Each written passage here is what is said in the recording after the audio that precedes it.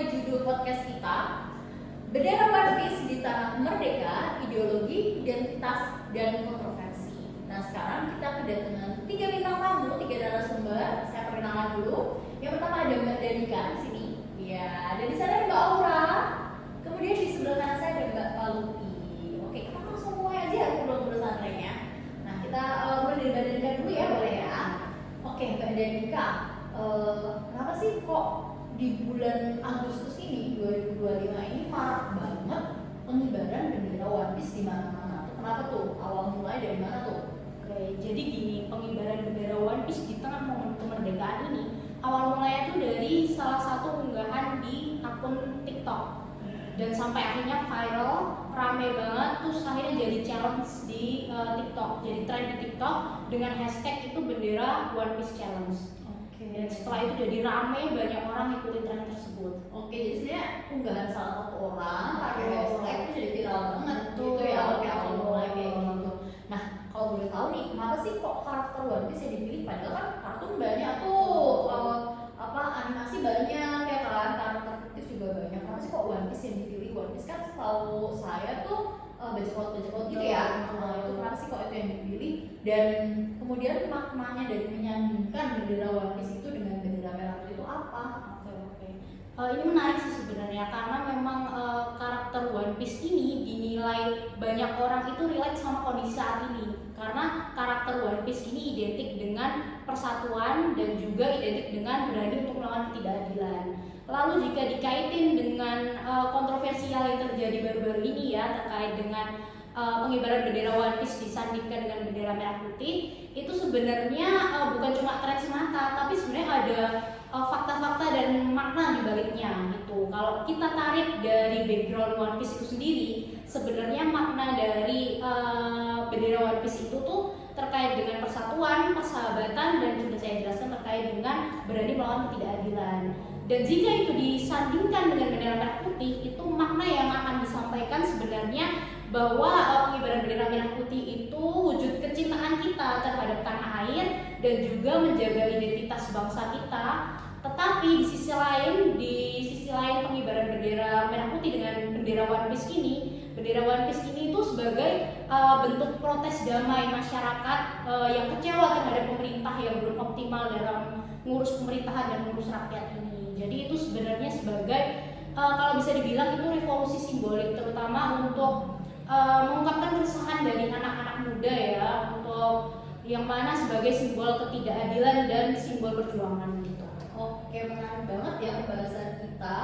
Ya, jadi sebenarnya kalau pengibaran bendera merah putih itu wujud kecintaan, tapi kemudian diimbangi dengan pengibaran bendera One Piece tadi sebenarnya harapannya adalah supaya ketidakadilan di Indonesia ini dihapuskan gitu ya. Dan juga itu masyarakat itu ingin bahwa pemerintah lebih aware dan bisa lebih tegas untuk mengatasi masalah-masalah yang ada gitu. Pastinya kayak nyindir pemerintah gitu. Oh iya, menarik sih ini. Oke, nah saya kira ke Mbak Palupi ya.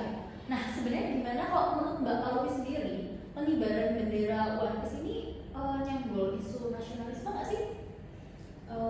Kayak yang kita semua tahu ya, kalau bendera One Piece itu kan simbol fiksi, dia kan dari anime kan. Nah, mungkin di luar sana banyak orang-orang yang menggunakan bendera One Piece ini sebagai bentuk dari ekspresi diri mereka sendiri, untuk ekspresi solidaritas, kebebasan, dan mungkin salah satu bentuk kekaguman mereka terhadap salah satu karakternya yaitu Luffy ya. Tapi kan yang jadi sorotan di sini adalah ketika bendera One Piece itu dikibarkan di tempat yang seharusnya itu sakral. Dia dikibarkan di tiang yang sama dengan bendera merah putih atau sejajar dengan bendera merah putih. Nah, itu yang jadi masalah karena kan dalam konteks kebangsaan itu sendiri, bendera kan bukan cuma kain yang berwarna merah dan putih. Bendera itu kan simbol perjuangan, pengorbanan, dan bendera itu adalah sebuah identitas dari sebuah bangsa. Jadi ketika ada bendera dari dunia hiburan dalam tanda kutip fiksi itu dikibarkan di tempat yang sakral, itu sebenarnya menyenggol dan menyinggung kehormatan kita terhadap suatu bangsa. Oke, ngerti banget sih. Nah, Jadi sebenarnya pengibaran bendera One Piece ini kalau Mbak Pauli menilai itu kontroversial tentunya ya. Iya, Kan iya. ya. Oke. Benar. Yang kita lihat kontroversialnya itu kan dari apa ya, di mana, kapan, dan dalam konteks apa bendera itu dikibarkan.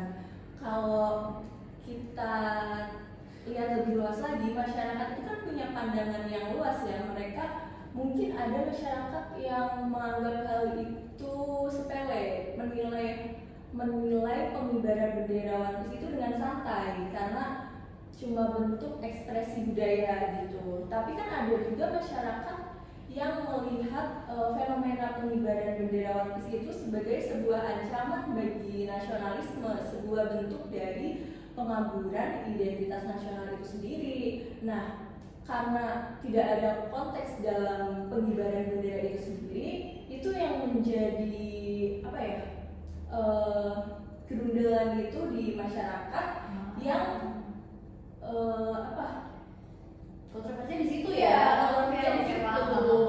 Oke. Jadi karena kan masyarakat menangkap hal itu beda-beda. beda-beda. kan? Bener sih. Ada yang nganggapnya biasa aja kayak tadi sampaikan, ada juga yang nganggapnya wah ini nggak biasa nih, ini kan harusnya sakral nih, kok ada karakter fiktif kayak gitu gitu ya. Oke, ini makin menarik ya pembahasan kita. Jadi di sini kita punya dua sudut pandang yang berbeda. Nah, kalau dari Mbak Aura sendiri nih, kan kita udah dengar dari Mbak Denika, kemudian kita udah dengar dari Mbak Paluti gitu ya, agak berbeda ya pandangannya. Nah, kalau dari Mbak Aura sendiri, untuk titik tengahnya nih dari kedua pandangan ini tuh kayak gimana deh? Oke, jadi titik tengah dari dua yang disampaikan oleh Mbak Paluti dan juga Mbak Denika ini itu dengan mengadakan diskusi dan juga komunikasi bersama. Benar. Nah, jadi para penggemar One Piece ini sebenarnya tetap bisa bebas berekspresi, tetapi tidak boleh menabrak aturan yang ada dan juga tidak boleh mengganggu ketertiban dari masyarakat umum. Seperti misalnya boleh nih mengibarkan bendera One Piece di acara festival atau juga acara komunitasnya para penggemar One Piece sendiri. Kemudian dari sisi pemerintah juga bisa nih untuk lebih merespon dan terbuka dengan adanya fenomena mengibarkan bendera One Piece ini, misalnya yaitu dengan mengadakan acara untuk para penggemar One Piece ini bisa menunjukkan ekspresi mereka, menunjukkan semangat perjuangan al One Piece gitu secara aman. Nah, sehingga ketertiban dan juga keamanan dari masyarakat juga tetap terjaga. Ya, keren banget sih pendapatnya. Nah, satu ingat ada kalimat dari Menteri Hukum kita ya, Pak Supratman di atas itu pernah menyampaikan bahwa pengibaran bendera One Piece itu boleh, tapi tentu nggak satu tiang gitulah ya dengan bendera merah putih gitu kan. Nah, itu kalau dari pandangan Mbak Aura sendiri kayak gimana? Jadi bendera merah putih ini kan bukan sekedar dari desa ya, tetapi bendera merah putih ini merupakan simbol perjuangan bangsa, simbol kedaulatan negara, kemudian simbol persatuan gitu.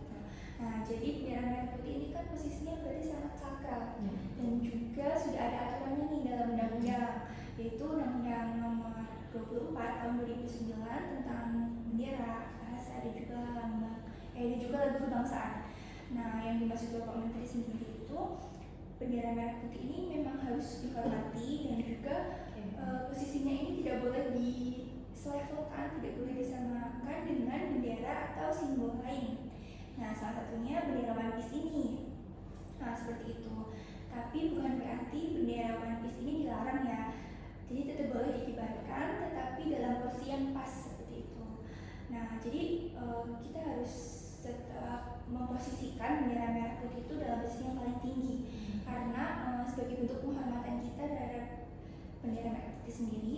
Dan kemudian untuk bendera atau simbol lain seperti bendera One Piece itu tetap bisa dikibarkan, tapi tidak boleh menghilangkan makna sakral dari bendera merah putih. Oke. Jadi kita ada poinnya, sebenarnya pengibaran bendera One Piece itu nggak apa-apa loh, nggak dilarang gitu. Tapi tentunya ada etika yang harus dijaga seperti itu ya, ada tempatnya juga gitu. Ya kan? Seperti itu ya. Oke, paham banget. Jadi menarik banget ya bahasan kita pada kali ini ya. Oke, jadi sebenarnya pengibaran bendera One Piece itu kalau saya boleh bilang itu wujud orang ekspresi hobi ya. Ekspresi hobi kita terhadap mereka. Dan untuk pengibaran bendera merah adalah ekspresi kecintaan kita terhadap Indonesia.